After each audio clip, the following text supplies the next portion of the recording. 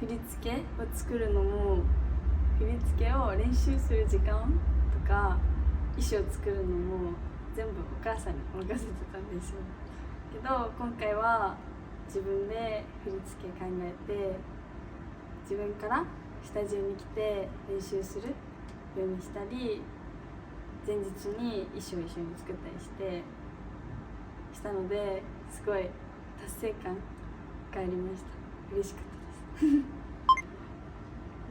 す2024年の2月に初めて本場タヒチに行って、すごい長くタヒチをやってるんですけど、初めて人の踊りを見て感動したことがきっかけで、タヒチに対しても自分の中全てが変わりました。その時ただ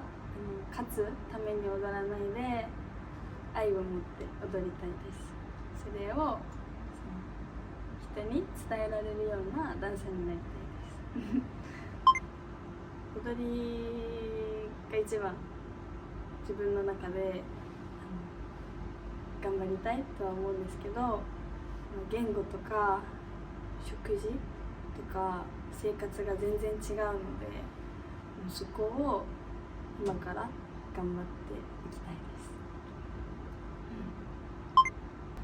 これからも頑張るので応援よろしくお願いします。